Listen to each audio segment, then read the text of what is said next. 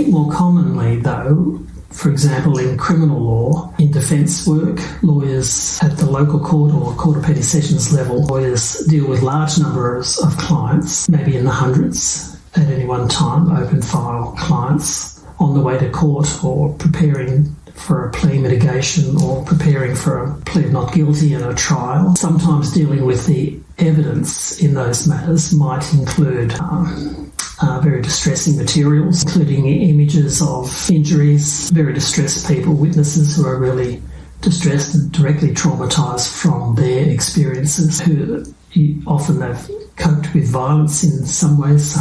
In serious cases, obviously, it's up to murder, rapes and murder. And the lawyers are expected to cope. Usually they get supervision, almost always they get supervision, but often the supervision is not necessarily trained or skillful. It's just another lawyer who has more experience than them.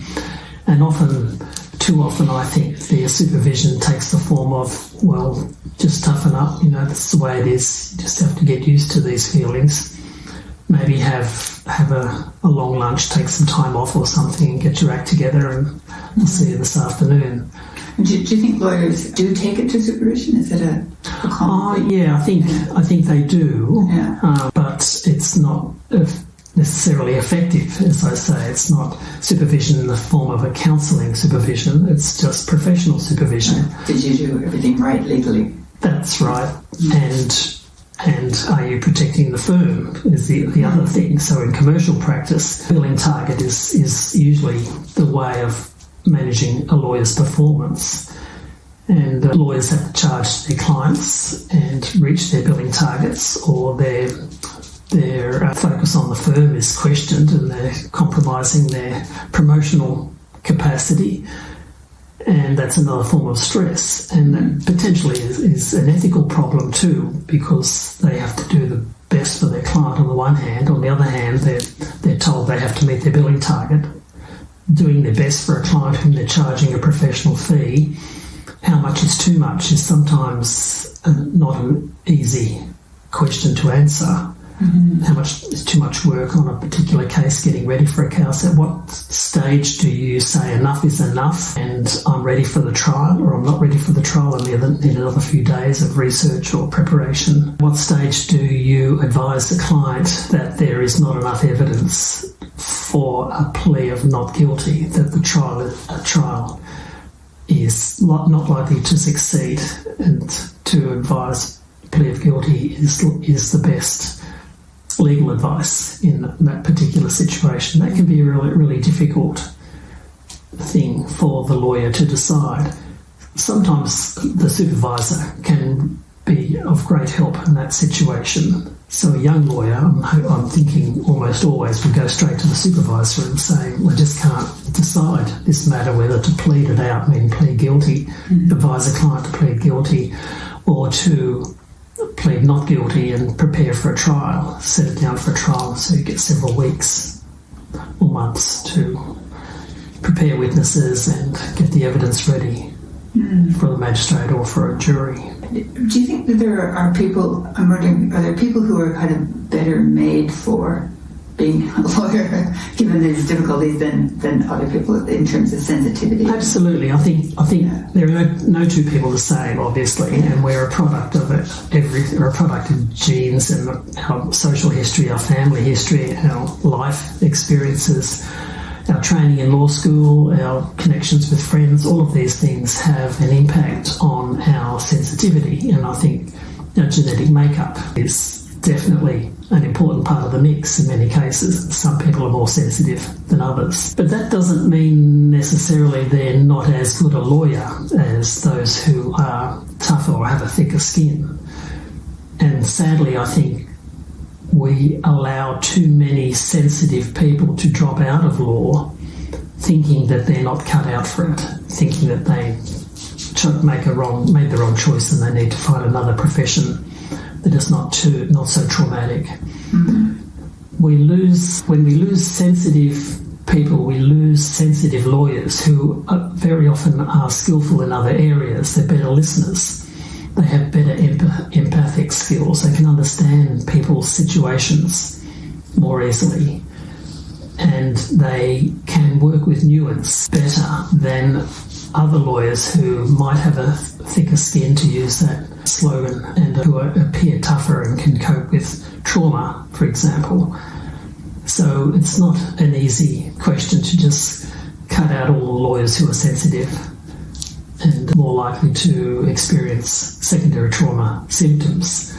We need a whole range of lawyers to match the whole range of clients and legal situations and life situations. You know, for therapists, especially new therapists, it's often the first few years are difficult because they get triggered by hearing the stories from clients, because they haven't had probably enough therapy or life experience themselves to be over some of the things that happened to them in their childhood and young life. And so it can be very triggering and very upsetting. And I think, some of the things you've mentioned are things that happen that would be very disturbing in the present. But I wonder if that ever happens for lawyers, whether they feel ever triggered by the stories that they hear because of their own personal experience.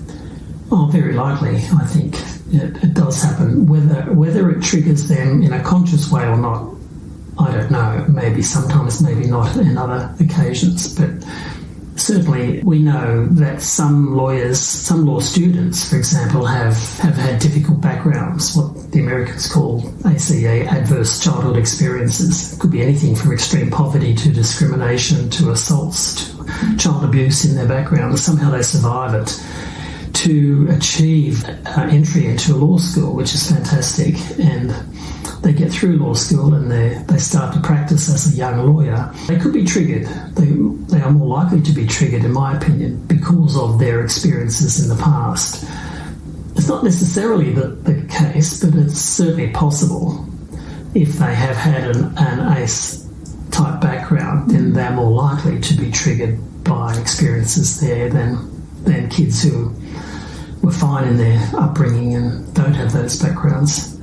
And I guess it depends what area they practice in. So if they had a child abuse background and they go into working in some sort of family context. That's right, yeah. But ironically, sometimes lawyers are attracted to work in the areas of their experience because they feel familiar with it, and they want, sometimes you might think that there is unfinished business and they want to get into family law, for example, because they had a very difficult experience with their parents separating, for example, and they think they know all about that type of experience and they think they might make a good family lawyer.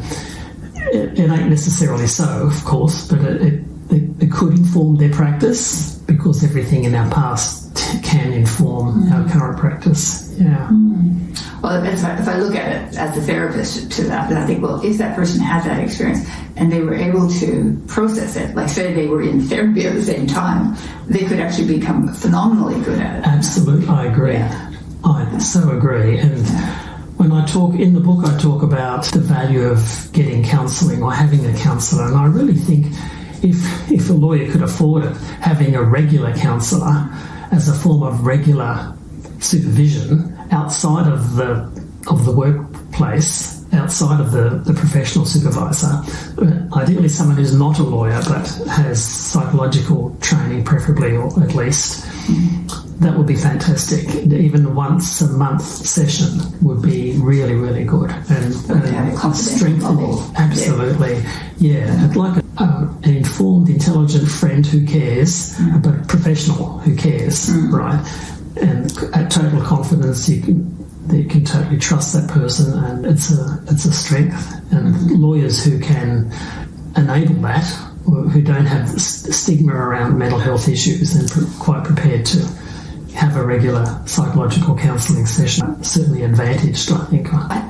There's something that I have experienced, but I haven't read it in your book in any depth anyway, and that was that I've had at times clients who are lawyers, and sometimes clients who are lawyers married to other lawyers. And I think, so I wonder about the impact of the lawyer training on someone's personal and professional life, like in terms of, being argumentative, debating, seeing things that's being able to prove right or wrong. I mean, what do you think the impact of the training that people go through to become lawyers and a good lawyer, what impact do you think that has on them interpersonally? It it doesn't have to have a negative impact, but it often does, sadly. And I think it's the focus on thinking like a lawyer as the ultimate goal of legal training, of legal education. I mentioned this in our last talk. The idea of thinking like a lawyer, to oversimplify it maybe, is to repress any emotional or empathic content in your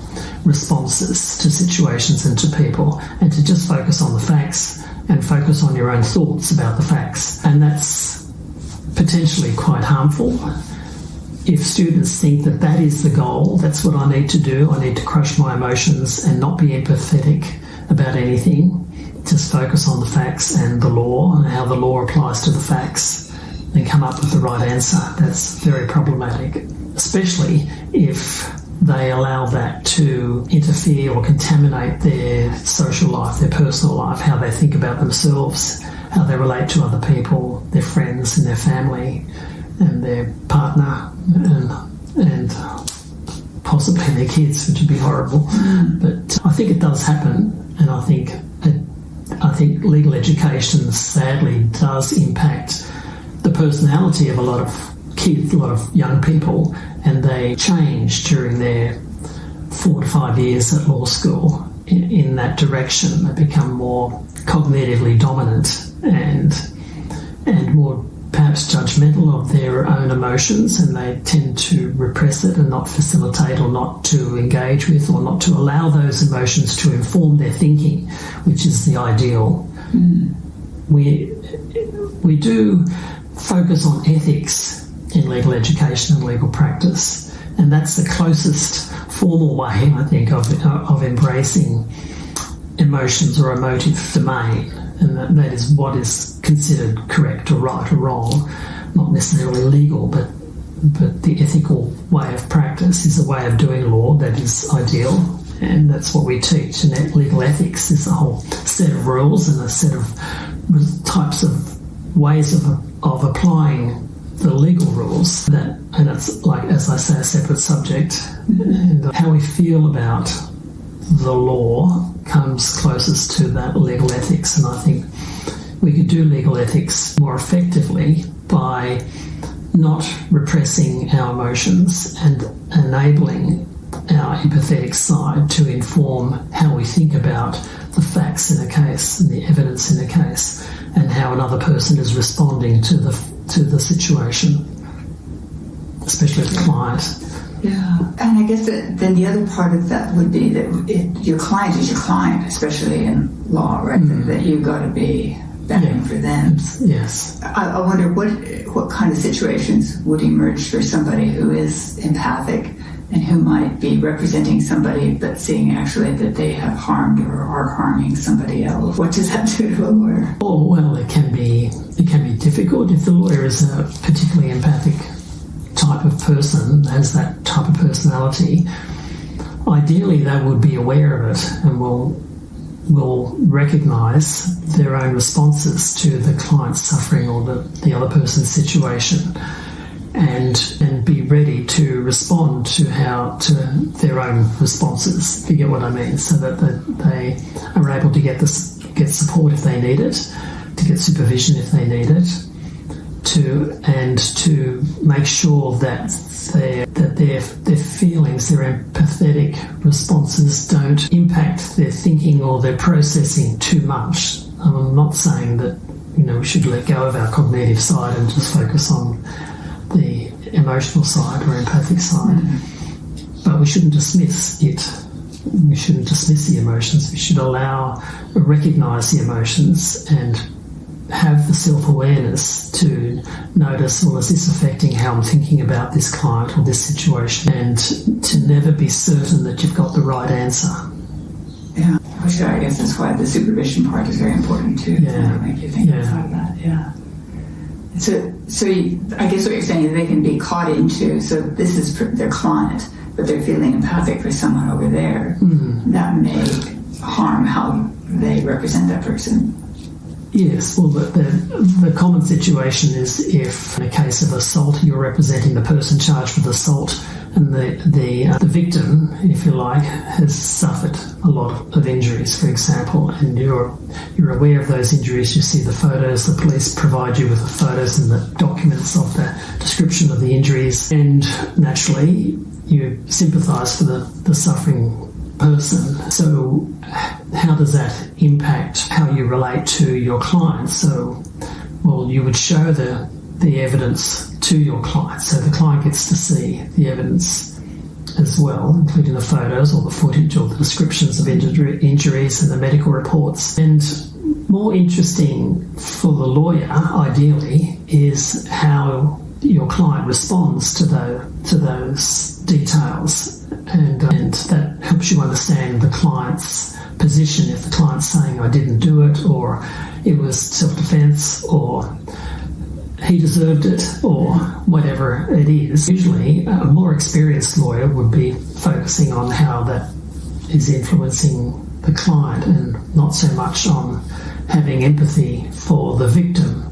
That doesn't serve the victim. That doesn't help the victim. It doesn't help your client. It doesn't help the lawyer. It doesn't help justice. It doesn't really improve any situation at all. You say showing your client that evidence, is that something that's just done routinely, or do you think they always do that? Yeah, it would be routine. Yeah. So what you're saying is you're paying attention to their reaction to it when you. Yeah, that's right. Yeah. That's right. Yeah. And what about the more kind of difficult ethically and emotionally situations like domestic violence? And how would a lawyer? But I guess there'd be two things. What if they're representing, first of all, the person who's accused of the man, say, who's there's evidence has abused the woman? Well, I remember the BBC had a series 10 years ago, maybe more, where these very experienced lawyers, including a team of barristers in London, decided they would not do consent rapes, for example. They wouldn't do any rape cases where the issue was around whether there was consent over the sex or not. And I'm thinking, well, that's really interesting. I haven't heard of that in Australia, that type of situation. There's the... I think they wouldn't represent the perpetrator in a case where the case turned on whether there was consent for sex or not. Okay. So because of what they would have to do to the victim, to the person who was raped, to cross-examine them, and they decided that they weren't going to do that type of law. They're still going to do criminal law, but not those cases, But there is a cab rank rule where you take the next client that comes, and you don't pick and choose which clients you're going to have. That's why I was interested in that TV series. But anyway, I haven't. Is that like a rule? Is it actually a written rule, or just good point? Protocol? You're challenging me now. I think it's a rule of practice. Yeah. So someone could complain if you didn't do that. They would be considered. Yeah, absolutely. It'd be unprofessional, I think, in Australia. Yeah, But on the other, having said that, you can't overcommit. So I think most lawyers are very busy, and I think lawyers might sometimes decide that they're too busy to take this case, and they might fudge the situation and decide they can't take this case because they're too busy. They can't fit it in. That can't go. It's bending the cab rank rule. But and the other thing is that they don't have capacity, like they're not experienced enough for that type of case. Absolutely, that is grounds for not taking a client. Yeah, but generally, coming back to your question on domestic violence, on the ethics of it, if you're representing the abuser, a typical case is the man assaulting a woman in a personal relationship, a serious assault. He gets charged with assault, and he says that she hit me first, or she threatened me, it was self-defense or something like that. And then, well, of course, you would have a look at the evidence, have a look at what she says, and any witnesses, any other evidence, photographic, medical evidence, situational, other witnesses who were nearby at the time, neighbours or whatever, and the history of the situation. Has he been charged in the past, and all of that, and you process it, add it all up, form an opinion, and then maybe with or without supervision, you might be confident and experienced enough to form an opinion about the merit of the case, and you might then advise the client, I don't think you've got enough to plead not guilty. I think you should plead guilty to this charge of domestic violence or assault in personal aggravation. And he might flare up and say, you're a crap lawyer, I'm not going to plead guilty. It was her fault, she aggravated me, or whatever, And so, unless he can provide you with some other evidence to change your legal opinion, you have to go with your legal opinion. My advice is this. And if he says, I don't accept your legal advice, well, you've got every reason to let that client go and say, well, I think you've lost faith in me as your lawyer and I can't represent you. Not guilty plea when you've just demonstrated that you don't trust my legal skills and assessment of your situation, and you have the right to withdraw then and help him find another lawyer who... And would they I presume most of the time they'd then withdraw. The lawyer would, in most cases, would withdraw. The lawyer withdraws. The lawyer can say, I won't take the case now. Sorry, I can't keep on. I can't represent you any further in this matter. I think you need to get a lawyer before the next case. And then child sexual abuse, that must be... Same situation, that most guys say, I didn't do it, never touched it, it's fabricated, it's my ex who's forced the child to say this spiel about me, whatever it is. Same thing, you look at the evidence. If you can form an opinion, there might not be enough evidence really to form a strong opinion. Then in criminal law, obviously the onus of proof and evidence is beyond reasonable doubt, and it's on the prosecution. You don't have to prove your innocence. So prosecution is only going to go ahead if there is good evidence likely in the opinion of the prosecutor to get a conviction, which means beyond reasonable doubt. So it has to be good. Mm-hmm. So you put that evidence to your client. This is it. It might be medical, photographic, or witnesses, all three, and see how the client responds. And if they still say, I didn't do it, say, well, if we go to trial, you're going to be convicted. And on the evidence, my advice is to plead guilty. The advice to plead guilty usually means a reduced penalty. If you get convicted after a trial, then usually the penalty is greater because you didn't take the earliest opportunity to plead guilty. The finding of guilty is a legal decision, but it's considered a matter of fact, and you didn't take the earliest opportunity to plead guilty. So you get a bigger penalty. So you generally get a longer sentence than if you pleaded guilty at the first opportunity and saved the court time. That's another consideration that they talk about. So there must be lawyers who don't do that, who capitalise on taking on people who say they want to fight it anyway, because there are cases that do go to court despite the fact that... the evidence is strongly against them. Absolutely right. Yeah. And what distinguishes those lawyers from the lawyers you're talking about? Well, I don't know. Maybe there are jurisdictions where the rules of practice are different to my experience, and that you just like some TV lawyers. Maybe some jurisdictions in America where there are 50 different jurisdictions plus the federal and all the specialty areas. Mm-hmm. Yeah. So what you're saying is true for most lawyers in your jurisdiction? Yeah. In my experience in legal practice. Yeah, interesting. Yeah. I'm aware that, because I actually saw it, I had a tour, I saw some very old men in jail for child sexual abuse. And it was historical, so it's been something, that has happened many decades ago, and now these men are like 80 plus years old in jail with walkers and stuff. Right. Recently jailed, or been in jail for a long time? Recently jailed. Apparently, in the last 2 years, been an influx. Yeah. And so with that would that kind of thing be the same sort of similar thing that the prosecutor feels like they have enough evidence, and the lawyer who's representing them tells them you should plead guilty? I think, the same principle applies, yeah, even if the evidence is so old, like 30 or 40 or more years, if it's strong enough evidence, and like there's a recent case in the press at the moment where I think 11 separate people are alleging sexual assault against a person of public note. Yeah. And of course he's saying nothing happened and it's all a fabrication and it's a conspiracy, and that's going to go to trial, so that'll be interesting.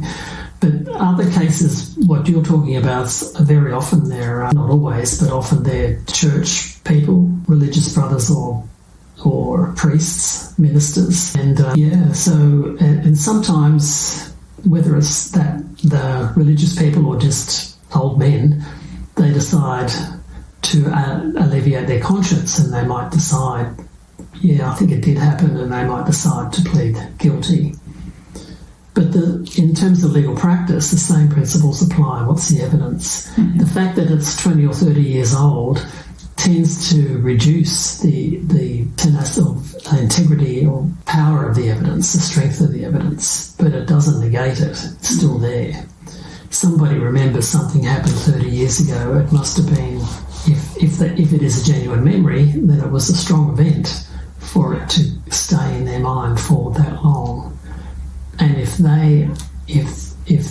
when they give their evidence in court, if it's convincing, it's really hard to just say, no, it didn't happen, I can't remember it happening so long ago, I can't remember past a certain date, or whatever. And it's up to the jury or the judge, if it's a judge-only trial, to decide if the evidence shows guilt beyond reasonable doubt, the same way as whether it was a recent event. And then I'm wondering, what's the impact on a lawyer of representing this old man who goes to a terrible jail for the rest of his life? But in terms of the emotional impact on the lawyer? Depends on the lawyer, really, and I can imagine an inexperienced younger lawyer would more likely be affected by it and disturbed and thinking it's not fair, or perhaps they should get a lighter sentence or something. But I think an experienced lawyer would not be that concerned about it, knowing more about the law. And I think experience can have an insulating effect and help the lawyer understand the processes and the consequences of the processes and how it works. And also an experienced lawyer is more familiar with their own responses to difficult situations and more able to cope with them. That said, though, I think in other situations there can be a cumulative effect, just as in I was talking to a police officer recently, and he was saying that there are very few officers in his command that have more than 7 years' experience. Lawyers are getting out, police officers are getting out after 5 or 6 years. And he says psychological trauma is one of the big reasons for it. And which doesn't surprise me at all. There's a lot of research now on vicarious trauma with police forces all around the world, in Western countries anyway. And I think potential for that to happen in law is just as present, and it does happen.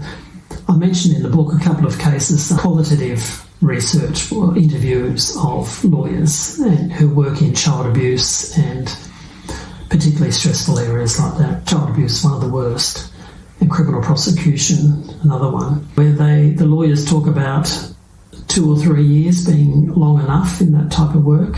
I think there's another quote in there, someone saying this is their 6th or 7th year and they think it's long enough, they're looking around for another type of work.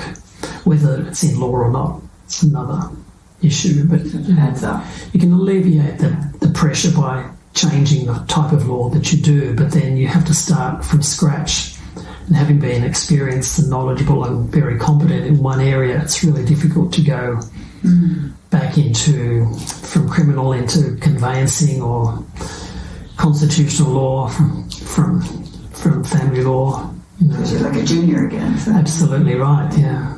And then if we think on the other side about children, like if you are someone who is a lawyer who's working with a child who's been abused, and you're trying to, so I guess that would be someone who's actually the prosecutor in that case. Yeah. So what is the impact? I mean, it must be, I would imagine, a very difficult thing for those people because they hear very awful stuff. They do. And there has been a number of compensation cases, including one in particular in Australia, where a lawyer successfully sued the Department of Prosecutions for compensation for vicarious trauma that had developed as a result of their work. And I think it was in child abuse matters. And so, but in that case, the department actually had a vicarious trauma policy, but that lawyer had not heard of it, and other witnesses who were called to give evidence in the case who were employees of the same department had not heard of the policy. So it's fine to have a policy, but you've got to actually apply it, put it in practice, and make sure that the lawyers are aware this is how we will look after you, this is what's going to happen to minimise the chances of vicarious trauma. Yeah, so it's really a risk factor for prosecutors especially, and especially in the area of child abuse.